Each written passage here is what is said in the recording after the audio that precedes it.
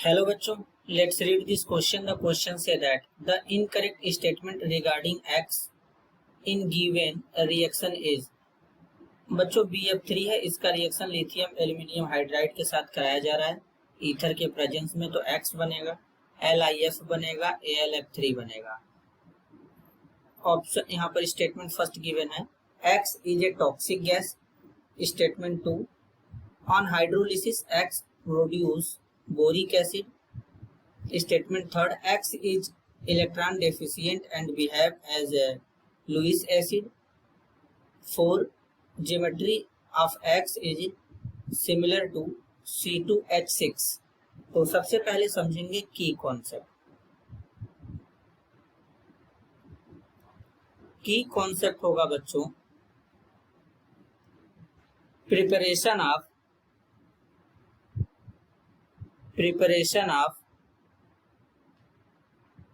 Diborane.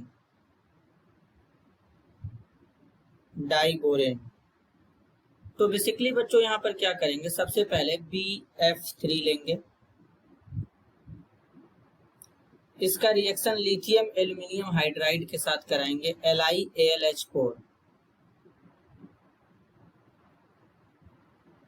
Ether यहाँ पर रहेगा बच्चों, तो यहाँ पर X जो बनेगा वो बनेगा B2H6, साथ में LiF बनेगा और AlF3 बनेगा, इस तरीके से। अब बच्चों यहाँ पर जरा बात को ध्यान से समझेंगे, X जो है ये क्या है, B2H6 है। तो अब बेसिकली जो B2H6 होता है बच्चों, ये क्या होता है, एक टॉक्सिक गैस होता है, इज ए टॉक्सिक गैस। दूसरा बात बच्चों, अगर हम B2H6 का हाइड्रोलिसिस करा दे, क्या करा दे बच्चों, B2H6 का हाइड्रोलिसिस, यानी B2H6 का हाइड्रोलिसिस कराने का मतलब है इसका वाटर के साथ रिएक्शन कराएंगे। तो कुछ इस तरीके से B2H6 लेंगे, वाटर के साथ रिएक्शन करा देंगे, तो यहाँ पर बोरिक एसिड बन जाता है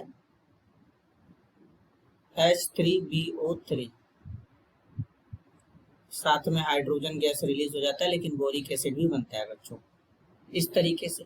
फिर इसके बाद अगर हम बात करें अगर इसके स्ट्रक्चर की, तो यहाँ पर बोरान है, फिर बोरान होगा, इसके साथ में इस तरीके से यहाँ पर क्या होगा बच्चों, एक हाइड्रोजन और लगेगा, हाइड्रोजन हाइड्रोजन, और यहाँ पर एक हाइड्रोजन इस तरीके से ब्रिजिंग में रहेगा, दूसरा वाला भी हाइड्रोजन इस तरीके से ब्रिजिंग में रहेगा। तो बोरान का वैलेंस इलेक्ट्रॉन तो 3 होता है, तो एक हाइड्रोजन का एक बोरान का हो जाएगा यहाँ पर, एक हाइड्रोजन एक बोरान का यहाँ पर भी हो जाएगा। लेकिन अब बोरान के पास तो एक ही इलेक्ट्रॉन बचा, तो यहाँ पर एक बोरान का एक हाइड्रोजन का, यहाँ पर भी एक बोरान का एक हाइड्रोजन का होगा बच्चों। तो अब अगर हम देखेंगे तो इस तरीके से यहाँ पर क्या होता है कि यहाँ पर इसका ये इलेक्ट्रॉन डेफिशिएंट के जैसा एक्ट करता है, ये हाइड्रोजन ब्रिजिंग में भी चला जाता है, तो इसके बाद भी ये इलेक्ट्रॉन डेफिशिएंट की तरह एक्ट करेगा। यहाँ पर 2 2 4 2 6 ही इलेक्ट्रॉन होते हैं एक बोरान के यहाँ पर वैलेंस शेल में, तो यहाँ पर 2 2 4 2 6 इस तरीके से। तो यहाँ पर अब ये देखेंगे तो टोटल यहाँ से क्या हो जाएगा बच्चों, ये इलेक्ट्रॉन डेफिशिएंट के जैसा एक्ट करता है। तो जब ये इलेक्ट्रॉन डेफिशिएंट के जैसा एक्ट करेगा तो वैसे तो काउंट कर सकते हैं बच्चों 2 4 6 8, लेकिन यहाँ पर पूरी तरीके से ये जो बॉन्ड बना है यहाँ पर ब्रिजिंग वाला केवल 2 इलेक्ट्रॉन है, तो कहीं ना कहीं इसका इलेक्ट्रॉन डेफिशिएंसी ब्रिजिंग करने की वजह से क्या होता है, कम होता है, लेकिन फिर भी ये इलेक्ट्रॉन डेफिशिएंट रहता है। तो ये इलेक्ट्रॉन डेफिशिएंट होता है, तो ये लुईस एसिड के जैसा एक्ट करेगा, क्योंकि इलेक्ट्रॉन पेयर एक्सेप्टर होता है बच्चों।